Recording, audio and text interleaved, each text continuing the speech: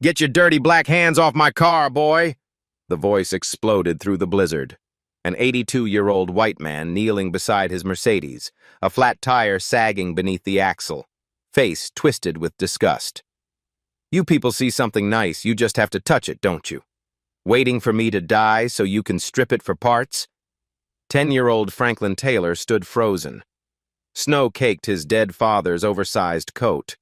No gloves, fingers cracking red. I'm sorry, sir.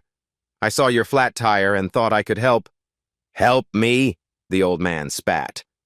I built a billion-dollar empire. You think I need help from some poor black kid from the ghetto? Frankie's voice stayed quiet. My daddy said help people when you can, even ones who don't want it. The blizzard roared, and the old white billionaire stared at the poor black boy who refused to walk away. 24 hours earlier. The medicine bottles lined up on the kitchen counter like little soldiers, orange caps, white labels, white names Frankie couldn't pronounce but had memorized anyway. Lisinopril, metoprolol, furosemide, foslyra. His mama's life, measured in milligrams. Mama, it's time for your pills. Grace Taylor sat in the worn recliner, a blanket wrapped around her thin shoulders. 34 years old, but the kidney failure had aged her 2 decades. Her skin had grayed like old newspaper. Her hair had thinned until her scalp showed through. Her eyes, once bright as summer lightning, now carried shadows that never lifted. Baby, you shouldn't have to do all this. Frankie filled a glass of water from the tap, waited for it to run clear. Sometimes it took 30 seconds, sometimes a minute. Sometimes it never ran clear at all, and he had to boil it first. Daddy said take care of you, so I'm taking care of you. He handed her the pills, 3 white, 1 blue, 1 yellow. She swallowed them slowly, wincing at each one like they were made of glass. On the wall behind her hung photographs in cheap frames. Raymond Taylor in his army uniform, young and proud, medals on his chest. Raymond holding baby Frankie in the hospital, tears streaming down his face. Raymond and Grace on their wedding day, so young, so hopeful, so unaware of what waited ahead. 2 years ago, a drunk driver ran a red light on Jefferson Avenue. Raymond Taylor died on impact. The other driver, a white man with a good lawyer, walked away with a $500 fine and a suspended license. No jail time, no justice. Just a funeral and a mountain of debt. Now it was just Frankie and Mama, and bills that arrived like clockwork while the money didn't. The TV flickered in the corner, volume low, but the weatherman's voice cut through the static. Historic blizzard approaching the Detroit metro area tonight. Temperatures expected to drop to -10 degrees. Wind chill as low as -30. Residents are strongly advised to stay indoors. This is not a drill, folks. If you don't have to go out, don't... Grace coughed. Deep, wet, rattling. The kind of cough that made Frankie's stomach clench into a fist. Mama, you okay? I'm fine, baby. She wasn't fine. She hadn't been fine in months, maybe years. Frankie glanced at the medicine counter, counted the bottles. His heart sank like a stone in deep water. Mama, we're out of your nausea pills. Grace waved her hand weakly, like she was shooing away a fly. I can skip a day. It's okay. The doctor said you can't skip. It messes with the dialysis, makes everything worse. Frankie, I'll go to the pharmacy. It's not far. Grace grabbed his wrist. Her grip was weak.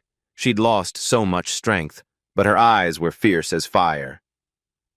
There's a blizzard coming. You're not going out there. Pharmacy closes in 2 hours. If I don't go now, you won't have it until Monday. That's 3 days, Mama. 3 days without your medicine. They stared at each other, mother and son. Stubbornness, meeting, stubbornness. A battle neither wanted to win. Grace's eyes filled with tears. When did you grow up so fast? Frankie kissed her forehead.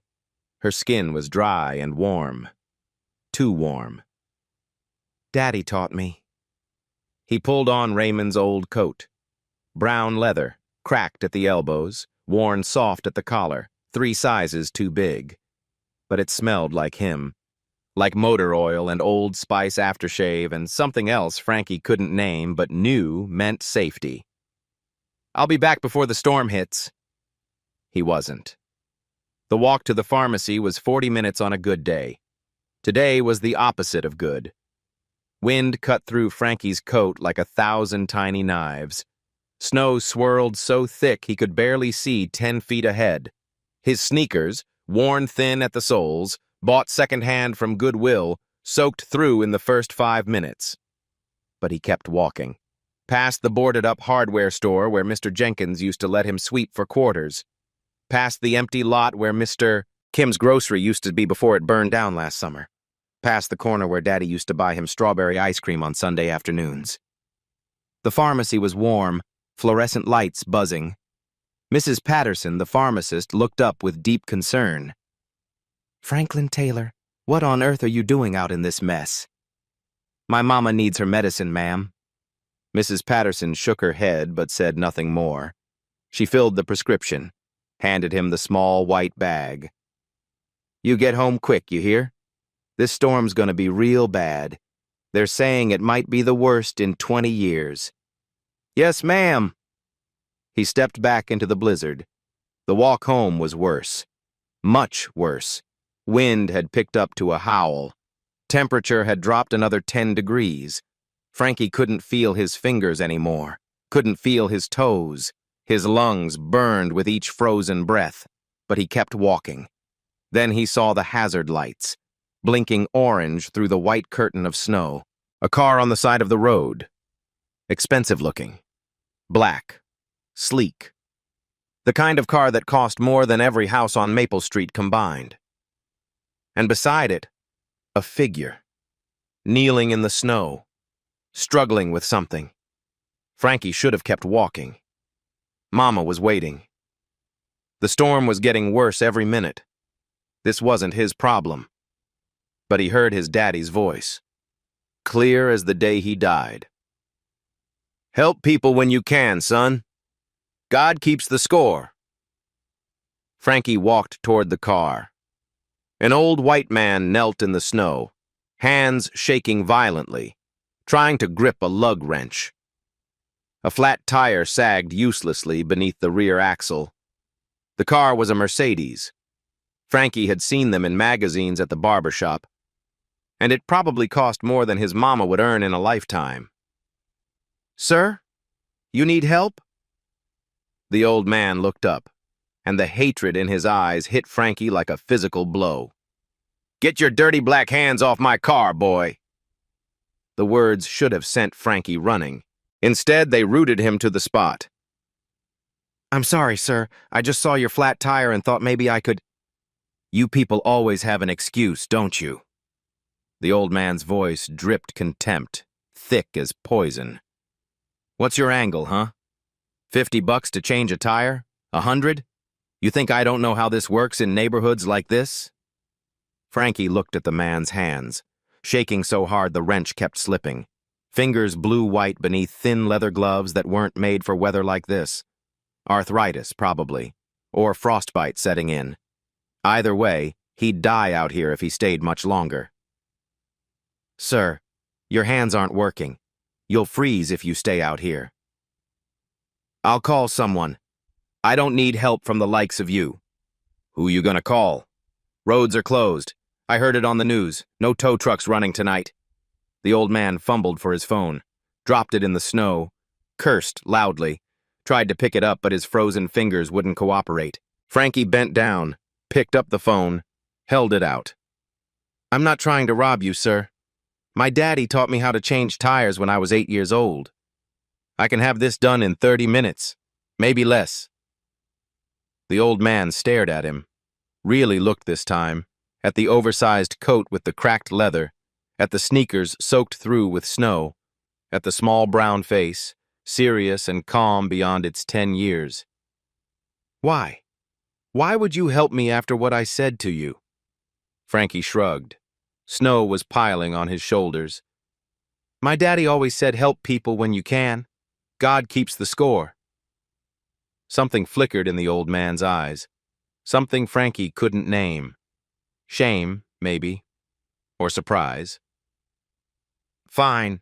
But if anything's missing from this car when you're done, nothing will be missing, sir. Frankie knelt in the snow. No gloves, no knee pads, just his bare hands and the teachings of a dead man who'd loved him more than life. The lug nuts were frozen solid. He had to throw his whole body weight into the wrench to get the first one moving. Pain shot through his fingers. He ignored it. Second lug nut. Third. His knuckles cracked and bled. He kept going. The old man watched in silence. After a while, he spoke again. Quieter now. Almost human. That coat you're wearing. It's too big for you. It was my daddy's. Was? He passed 2 years ago. Car accident. Silence. Just the wind howling and the snow piling up, and a 10-year-old boy bleeding for a stranger who'd called him the worst things he'd ever heard. I'm sorry. Frankie didn't respond. Fourth lug nut.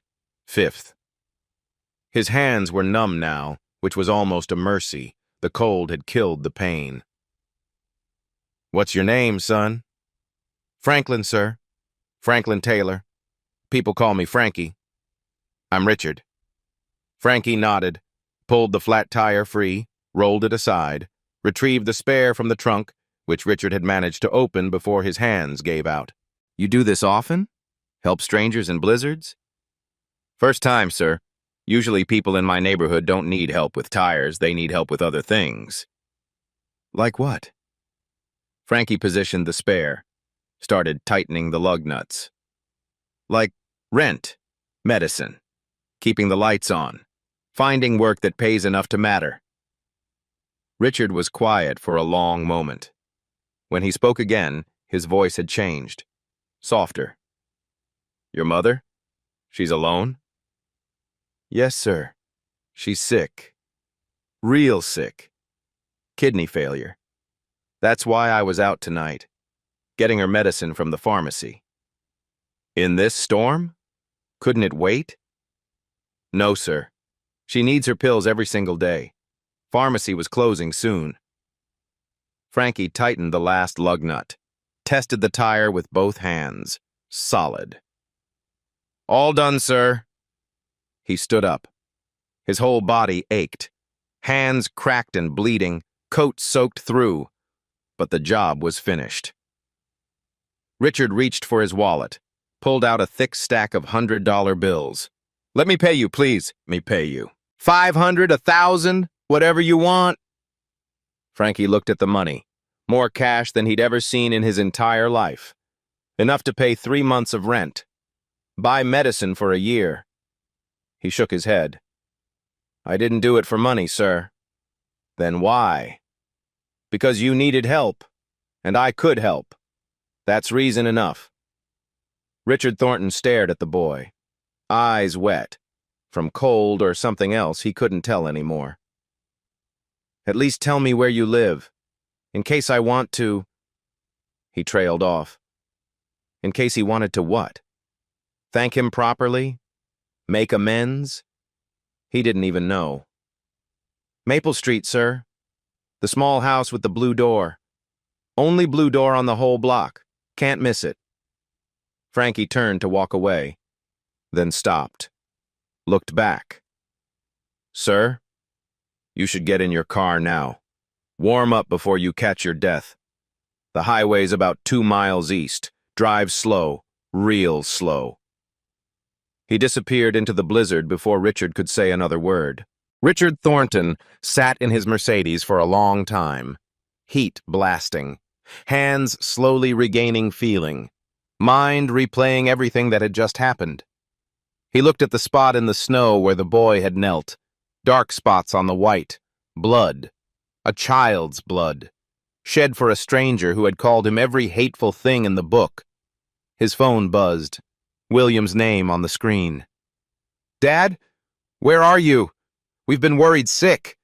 The storm—" "I'm fine." Richard's voice came out strange, thick with something he hadn't felt in decades. "I'm fine. I met someone tonight." "Who?" Richard watched the snow slowly bury the bloodstains, erasing the evidence of Grace. "Someone who reminded me of a debt I've owed for 60 years. The next morning, Frankie woke to sunlight cutting through plastic sheets. His hands throbbed like they'd been hit with hammers. He looked down, knuckles cracked and raw, dried blood in the creases. But he'd made it home. Mama had her medicine. That was what mattered. "Frankie, baby, come quick!" Grace's voice, worried, maybe scared.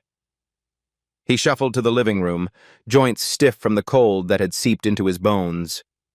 Grace sat in her recliner, face pale, pointing at the window with a trembling hand. "There's a fancy car outside. Been sitting there for 20 minutes. Just sitting." Frankie looked. A black Rolls-Royce Phantom, chrome gleaming in the morning sun, engine purring like a contented lion. His heart stopped. "Stay inside, Mama." "Frankie, what's happening?" "Just stay inside. I'll handle it." He opened the front door just as a tall white man in a perfectly tailored gray suit walked up the cracked concrete pathway. Behind him, the Rolls-Royce sat like a spaceship that had landed in the wrong galaxy. Neighbors were already gathering, watching, whispering. The man stopped, looked at Frankie, at the oversized coat, at the bandaged hands wrapped in torn bedsheets because they couldn't afford proper gauze. "Franklin Taylor? Who's asking?" "My name is William Thornton. I believe you met my father last night." Frankie's mind raced. The old man, the flat tire, the hatred that had melted into something else by the end. "Is he okay?" William blinked. Something shifted in his face.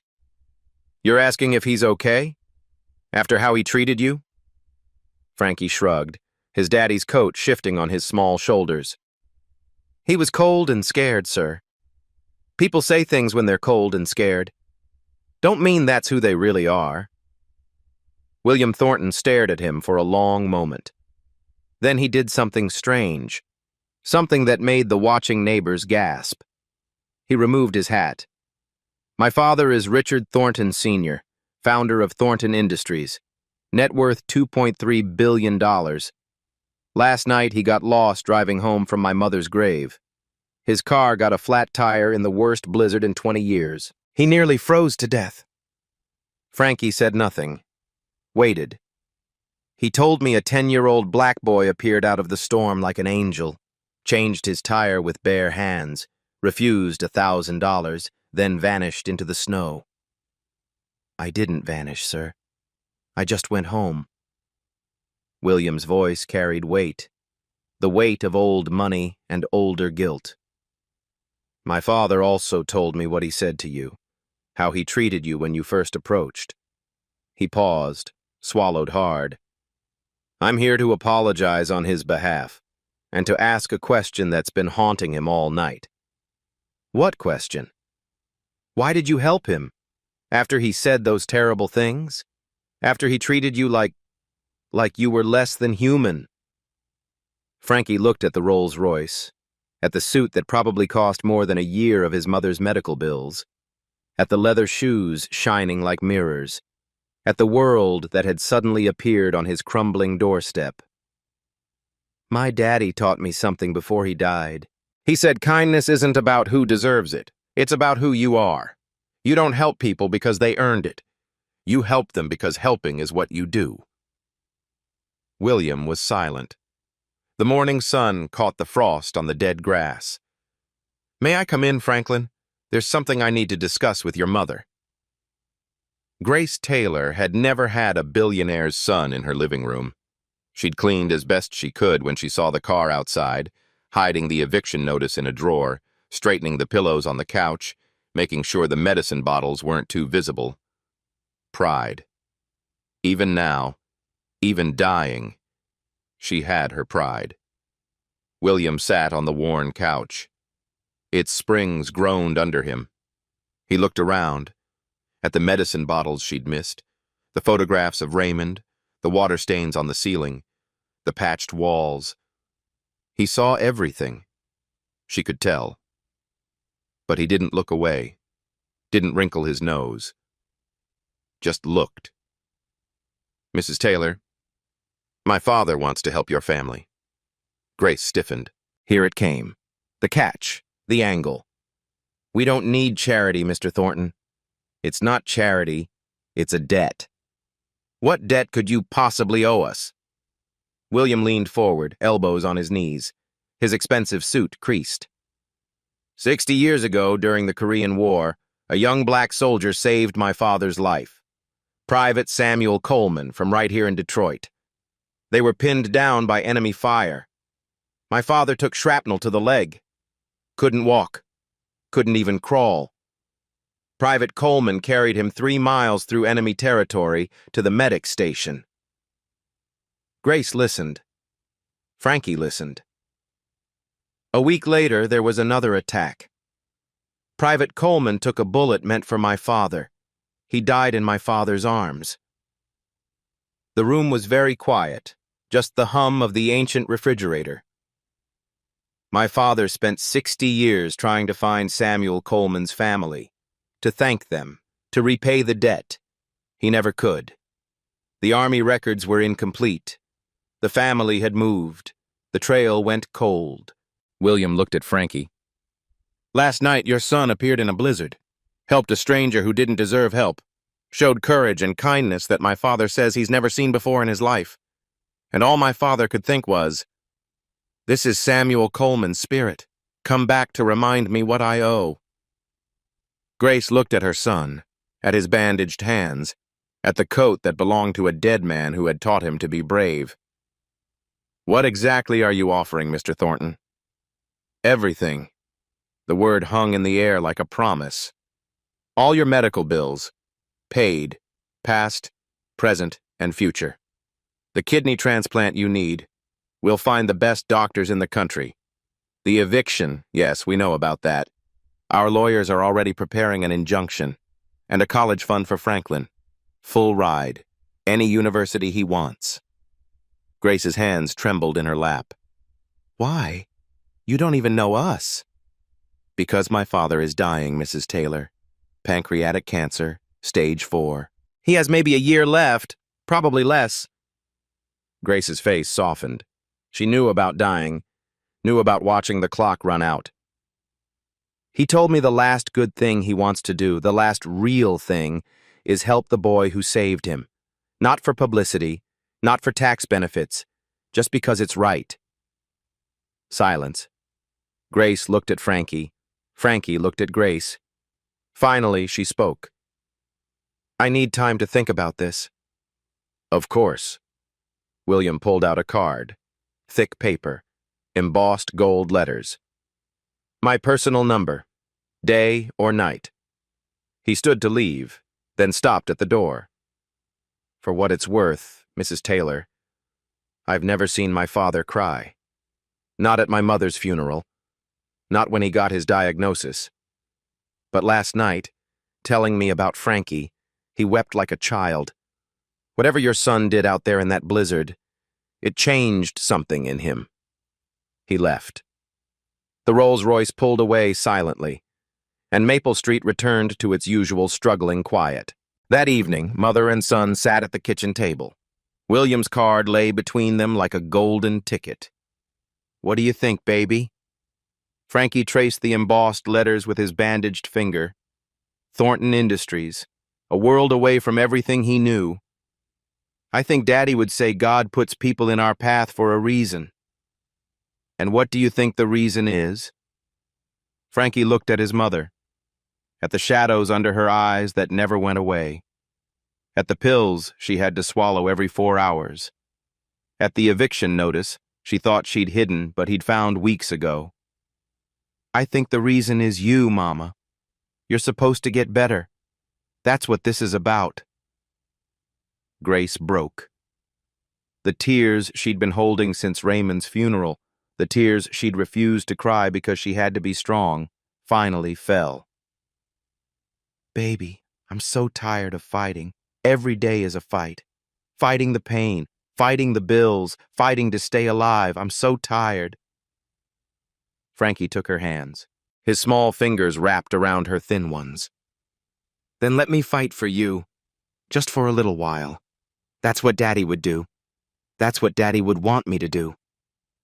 She pulled him close, held him like he was 5 years old again, like Raymond was still alive and the world still made sense. Okay, she whispered into his hair. We'll call him. But I have conditions. What conditions?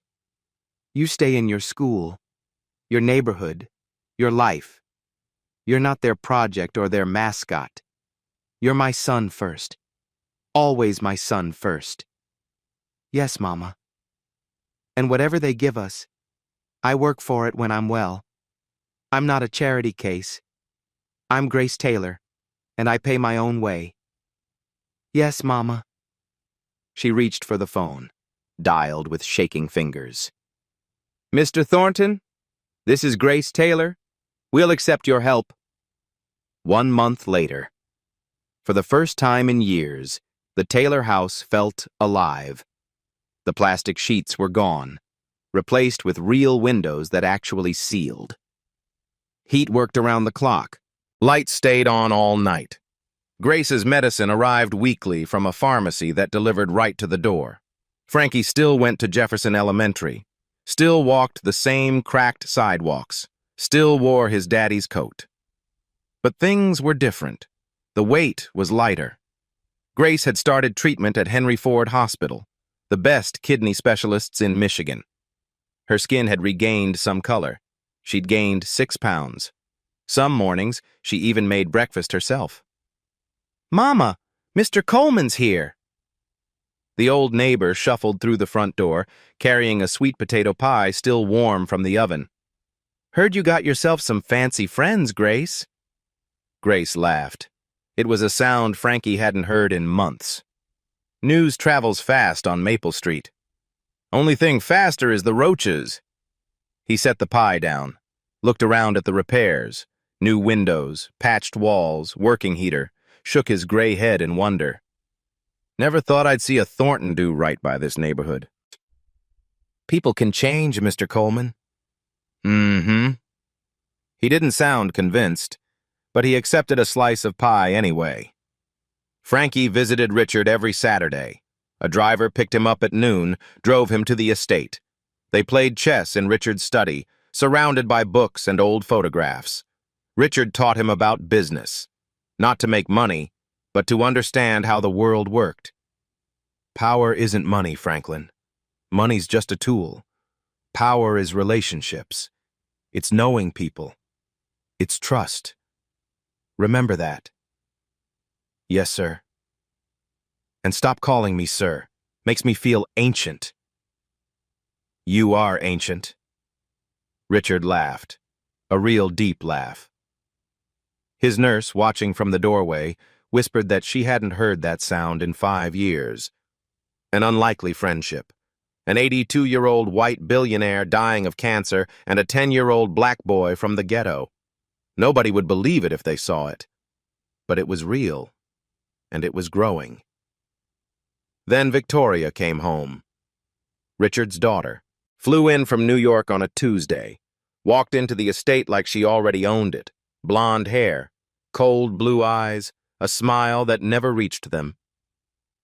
Father, we need to talk about this charity case of yours. The warmth drained from Richard's face.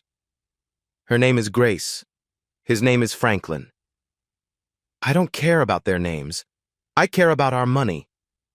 Victoria sat across from her father, legs crossed, arms folded. Everything about her was sharp. Cheekbones, voice, intentions. You're giving away millions to complete strangers. Strangers who, let's be honest, come from a demographic that's cost this company plenty in lawsuits. They're not strangers. They're people. They're liabilities, Father. And you're too sick to see it. Richard's jaw tightened. But before he could respond, Victoria stood. "I've filed a petition. Medical evaluation. Tomorrow at 10. If you can't prove you're mentally competent, I assume control of all assets." "You wouldn't." "I already have." She smoothed her designer dress. "It's for your own good. And the family's." She walked out without looking back. The next morning, the news story broke like a bomb. Dying billionaire's bizarre obsession with ghetto child. Family demands mental evaluation. Grace saw it first, hands shaking as she scrolled through her phone. Richard Thornton Sr., 82, founder of Thornton Industries, has developed an unusual relationship with a 10-year-old boy from one of Detroit's poorest neighborhoods. Sources close to the family describe the arrangement as disturbing and questionable. The boy's mother, Grace Taylor, a 34-year-old unemployed single mother on dialysis, has reportedly received hundreds of thousands of dollars from the ailing billionaire. Family members are demanding a psychiatric evaluation, with one source stating, "He's lost his mind. This is elder abuse in reverse." Grace threw up in the bathroom sink. "Mama?" Frankie knocked on the door. "Mama, what's wrong?" She couldn't answer. The words, the implications, made her want to claw off her own skin. At school, it was worse. Kids had phones. Kids had parents who watched the news. By lunchtime, everyone knew. "Hey, Frankie! Heard you're a rich man's pet now." "What did you have to do for that money, Frankie, huh?" "Your mama must be real—" Frankie's fist connected with Darnell Morrison's jaw before he could finish the sentence. Teachers pulled them apart. Principal's office, suspension, 3 days. Frankie sat in the hard plastic chair, blood on his knuckles again, and didn't cry. He wanted to. God, how he wanted to. But Daddy never cried. So neither would he. That evening, Grace received another envelope, hand-delivered by a man in a suit who wouldn't meet her eyes. Notice to vacate. 72 hours. This can't be right. Grace's hands trembled so badly she could barely hold the paper. "The lawyers said we were protected. They said—" She called William. Voicemail. Called again. Voicemail again. Called the Foundation's legal team. A receptionist answered in a clipped, rehearsed tone. "I'm sorry, Mrs. Taylor. Due to a conflict of interest, we're no longer able to represent you in housing matters." "What conflict? What are you talking about?" "I'm not at liberty to discuss the details. Have a good day." Click. Grace stared at the phone, at the eviction notice, at her son standing in the doorway with a black eye from a fight he shouldn't have had to fight. "Mama? What's happening?" She couldn't tell him. Couldn't add another rock to those small shoulders.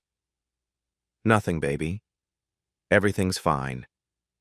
Everything's going to be fine." It wasn't fine. It wasn't anywhere close to fine. At midnight, Grace collapsed. One moment she was washing dishes, trying to keep busy, trying not to think. The next, she was on the floor, clutching her side, unable to breathe. "Mama!" Frankie called 911, held her hand, told her over and over that it would be okay, even though he didn't know if it would be. The ambulance came. Paramedics, stretcher, flashing lights and screaming sirens. At the hospital, a doctor in green scrubs delivered the news. "Mrs. Taylor's kidney function has dropped to 8%. She needs a transplant immediately. We found a donor. A match came through yesterday, but there's a problem." "What problem?" "The surgery costs $400,000. Insurance won't cover it. And as of this morning, the Thornton Foundation has frozen all payments pending a legal review." Victoria. This was all Victoria. Frankie sat in the waiting room. Alone. 2 in the morning. Fluorescent lights buzzing overhead. His mother dying somewhere down the hall. His home gone in 72 hours. The one person who'd promised to help, suddenly unreachable. He looked at his hands, still healing from the blizzard, still marked by his choice to help. Help people when you can, son. God keeps the score. But what happened when you helped and it all fell apart anyway? What happened when God wasn't paying attention? Frankie made a decision. He walked out of the hospital, found a bus stop, waited in the cold, not as brutal as the blizzard, but cold enough to remind him. 2 buses, 90 minutes. The Thornton estate rose out of the darkness like a castle. Security stopped him at the iron gate. Kid, you can't be here. It's 4 in the morning. I need to see Mr. Richard right now. Nobody sees Mr. Thornton at this hour. Come back tomorrow. Frankie stepped closer to the intercom, spoke clearly. Tell him Frankie Taylor is here. Tell him my mama is dying. Tell him his daughter is trying to kill us. The guard hesitated, made a phone call, listened. His eyes widened. Go on through, he's waiting for you. Richard sat in his study, wide awake, like he'd known this moment was coming. I heard about Grace. I've been trying to reach William all night, but Victoria has him trapped with lawyers. Mr. Richard, I don't understand what's happening. Why is everything falling apart? Sit down, Franklin. Frankie sat. For the first time since this all began, he looked exactly like what he was, a scared 10-year-old boy whose whole world was crumbling. Victoria is my daughter, but she is not a good person. She runs the family's real estate division, including... He paused, shame darkening his face. Including the company that's evicting your family. Frankie's stomach dropped. She's been fighting me since I announced I was helping you. The news story, the legal freeze, the eviction. It's all her. All designed to break me, to prove I'm incompetent. So it's over? There's nothing we can do? No. Richard's eyes, those same eyes that had burned with hatred in the blizzard, now burned with something entirely different. She thinks I'm just a confused old man waiting to die. She thinks tomorrow's evaluation will prove I've lost my mind. He leaned forward in his wheelchair. She's wrong. I've been preparing for this for months, waiting for her to make her move. What do you mean? Richard smiled, cold, sharp. The smile of a man who'd spent 60 years building empires and destroying enemies. She wants a war? I'll give her a war she'll never forget. He looked at Frankie. But I need your help. Richard opened a locked drawer in his desk, pulled out a thick folder stuffed with documents. For 6 months, I've been gathering evidence.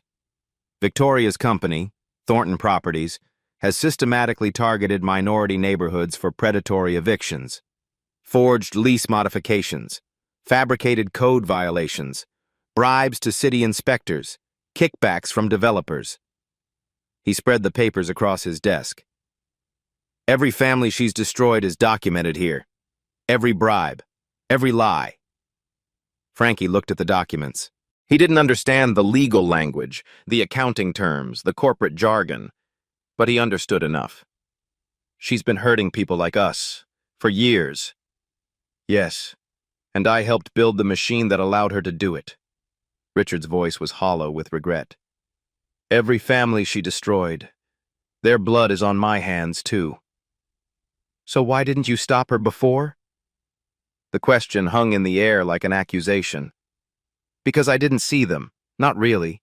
They were just numbers on a spreadsheet. Quarterly profit reports, cost savings and efficiency metrics. Richard looked at Frankie. Then I met you. And suddenly the numbers had faces, had stories, had children. He closed the folder. Tomorrow, Victoria thinks she's going to prove I'm mentally incompetent. Instead, I'm going to prove what she really is. But I need witnesses, families she's destroyed, people willing to stand up and tell the truth. I know people. You do?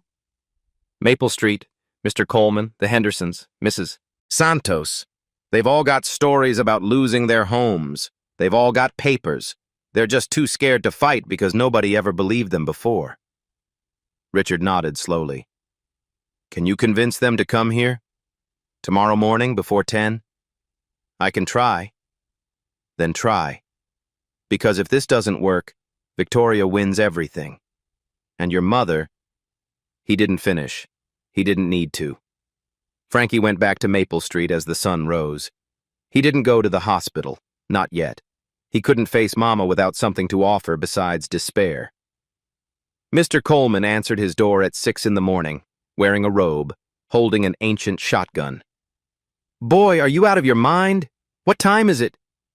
"I'm sorry, Mr. Coleman, but I need your help. My mama's dying, and you might be the only person who can save her." He explained everything. The eviction, Victoria, Richard's plan, the evidence. Mr. Coleman listened in silence. When Frankie finished, the old man's face was unreadable. "The company that's been taking our homes, that's Thornton Properties?" "Yes, sir."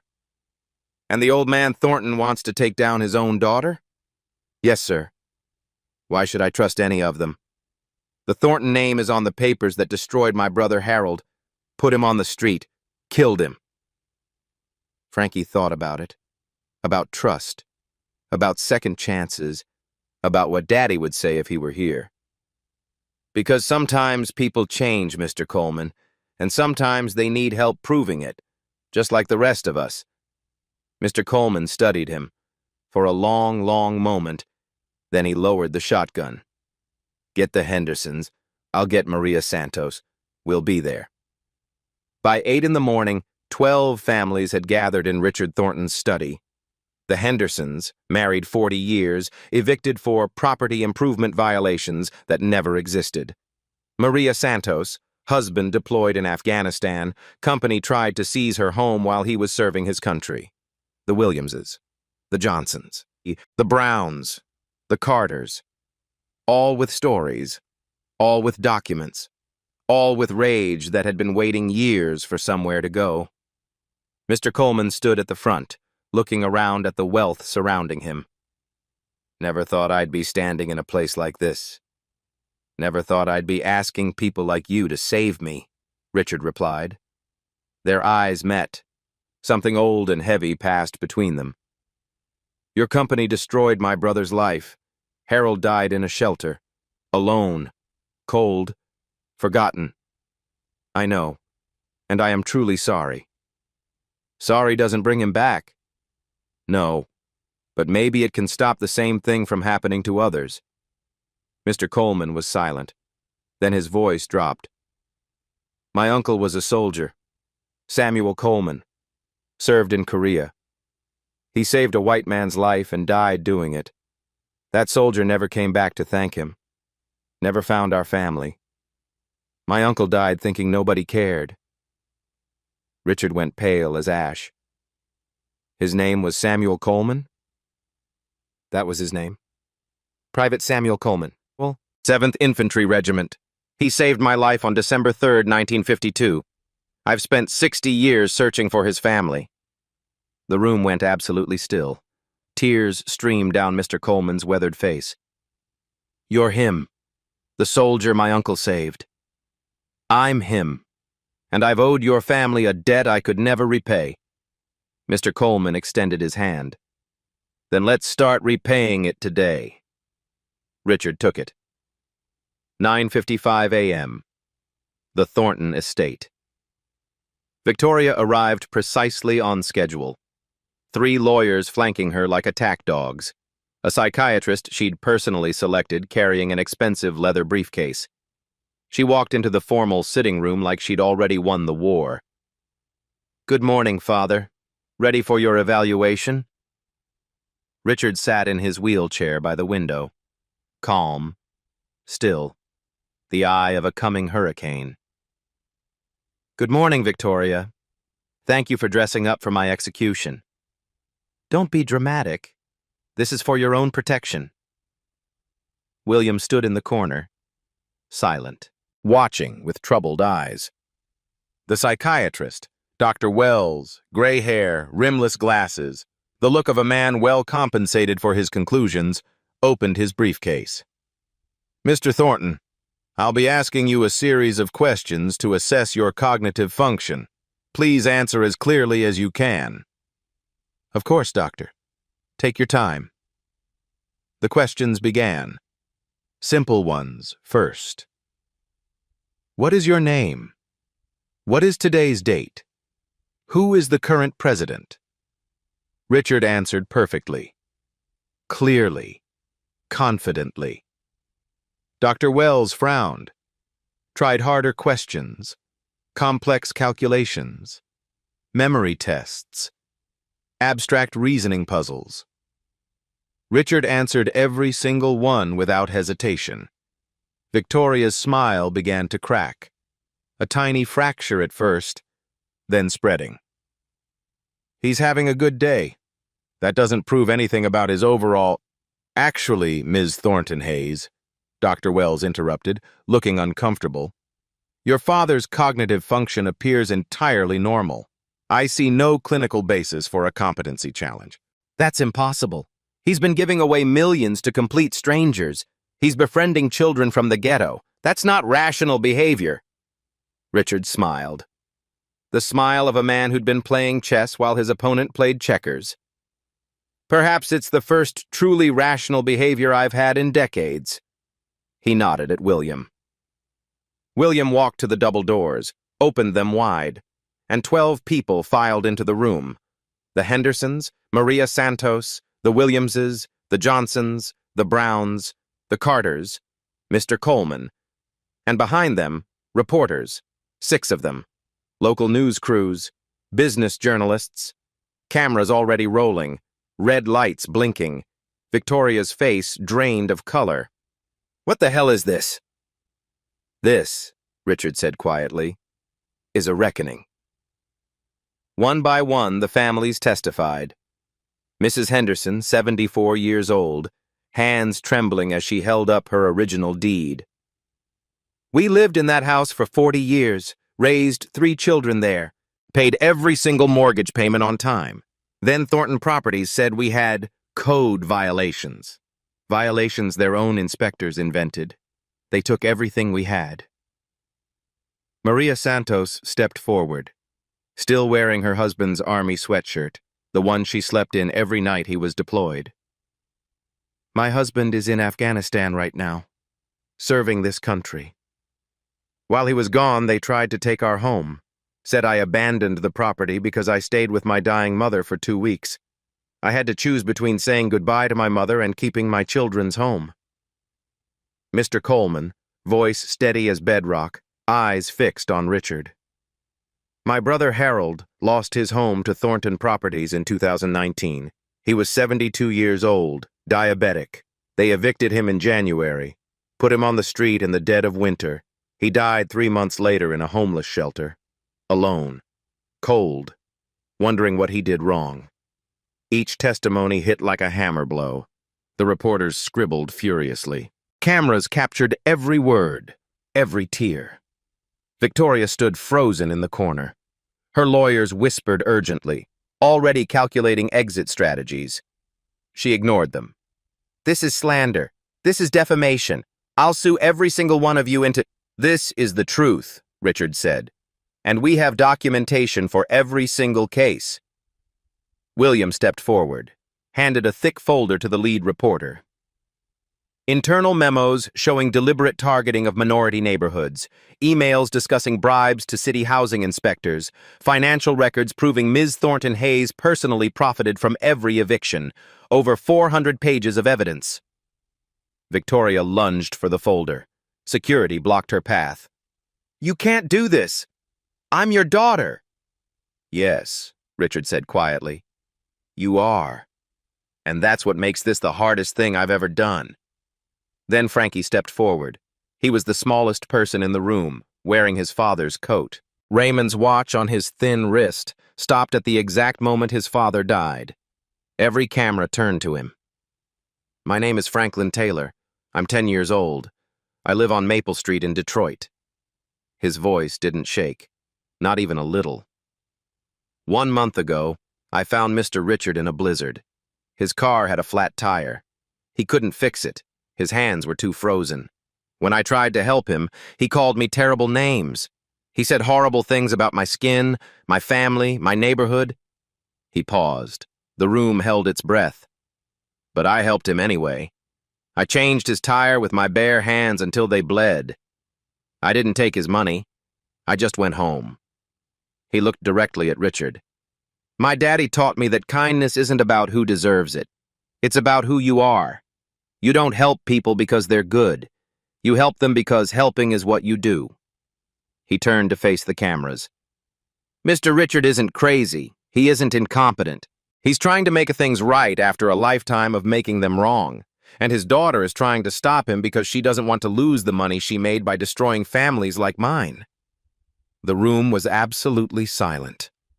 Victoria's lead lawyer whispered something urgent. She shook him off. This is ridiculous. You're going to believe a 10-year-old child from the ghetto over... I believe the evidence, the lead reporter said, holding up the folder. I believe the 12 families you destroyed who came here today to tell their stories. And yes, I believe the child. This isn't over, Yes. Richard rose from his wheelchair, stood on his own feet, taller than he'd looked in years. It is. He spoke with the authority of a man who'd built empires and watched them crumble, and now finally understood what mattered. Victoria Thornton Hayes, effective immediately, you are removed from all positions within Thornton Industries and Thornton Properties. Your shares are frozen pending criminal investigation. You are no longer welcome in my home or my life. Victoria stared at him, pure hatred burning in her eyes. You'll regret this until the day you die. No, I've spent 82 years regretting. This is the first thing I'll never regret. She turned, walked out. The door slammed behind her like a gunshot. Richard looked at the families, at Mr. Coleman, at Frankie. 60 years ago, a young black man saved my life. His name was Samuel Coleman. He died a week later, and I never found his family. I told myself I would someday, but someday became never. He looked at Mr. Coleman. Until now. He took a breath, the weight of decades in his voice. I can't undo what my company has done. I can't bring back Harold Coleman or give the Hendersons back their years, but I can make damn sure it never happens again. He faced the cameras directly. Effective immediately, I am divesting from Thornton Properties entirely. All pending evictions are halted, and I'm establishing a $50 million fund, the Raymond Taylor Housing Justice Fund, to provide legal defense and assistance for families targeted by predatory housing practices. He looked at Frankie. A good heart in a poor child is worth more than gold in a cruel man. 2 weeks later, Grace opened her eyes. Hospital room. Clean white walls. Sunlight streaming through real windows. Machines beeping softly, steadily. Alive. And Frankie, asleep in the chair beside her bed. Raymond's coat draped over him like a blanket, his small hand still holding hers. Baby? He stirred, blinked, saw her eyes open. Mama! He threw his arms around her, careful of the tubes, careful of everything, but holding tight, so tight. The doctor said the surgery went perfect. Your new kidney is working. You're gonna be okay, Mama. You're really gonna be okay. Grace touched his face. Her hand, stronger now than it had been in years, traced the lines of his jaw, the shape of his nose, so much like Raymond. Did I miss anything while I was sleeping? Frankie laughed. The first real, free laugh in weeks. Just a little bit, Mama. Just a little bit. Richard came to visit that afternoon. He looked different, lighter, like chains he'd worn for decades had finally fallen away. Mrs. Taylor, you look wonderful. I feel wonderful. For the first time in I don't know how long. He sat beside her bed. Frankie on the other side, a strange little family, formed by a blizzard and a flat tire. I've established a scholarship in Raymond's name. Full ride to any university Franklin chooses. No conditions, no strings. Grace's eyes welled up. Mr. Thornton? Richard, please. I think we're past formalities. Richard. She smiled through her tears. How can I ever thank you? He looked at Frankie, at the boy who'd knelt in the snow to help a stranger who didn't deserve it. You raised him. That's thanks enough for 100 lifetimes. Oh. 1 month later, Richard Thornton visited Maple Street. The Rolls-Royce looked absurd, parked between rusted sedans and pickup trucks held together with prayers. But nobody minded. Everybody waved. Frankie pushed Richard's wheelchair down the cracked sidewalk, past the Taylor house with its freshly painted blue door, past the Henderson place, past Maria Santos waving from her porch, her husband finally home beside her. Mr. Coleman waited on his front steps, sweet potato pie in hand. Never thought I'd serve pie to a Thornton on Maple Street. Never thought I'd eat pie on Maple Street. They sat together on the creaky porch. Two old men, 60 years of history finally acknowledged. Your uncle saved my life, Mr. Coleman. I know. I spent 60 years failing to honor that. I know that too. I'm sorry. Mr. Coleman was quiet. Then, Samuel used to say something. A good deed don't need thanks. It needs passing on. He looked at Frankie. I think you passed it on just fine. 10 years later, Franklin Taylor walked across the stage, cap and gown, diploma in hand. The audience erupted in cheers and applause. Grace, healthy, strong, radiant, stood in the front row, tears streaming down her proud face. Beside her, Mr. Coleman, 83 now, but still sharp. William Thornton, clapping like a proud uncle. 2 seats remained empty. 2 framed photographs rested on them. Raymond Taylor, who taught his son to help people when he could. Richard Thornton Sr., who died peacefully 3 years ago, surrounded by people who loved him. Frankie's voice echoed through the auditorium. My father taught me to help people when I could. A man named Richard taught me it's never too late to change. They're both gone now, but what they gave me lives on. He looked out at the audience. I'm dedicating my life to making sure no family loses their home the way so many almost lost theirs. Because a good heart, in anyone, anywhere, is worth more than all the gold in the world. If this story touched your heart, share it with someone who needs to remember that kindness matters. Have you ever had a stranger change your life? Tell us in the comments. Like, subscribe, and remember, God keeps the score.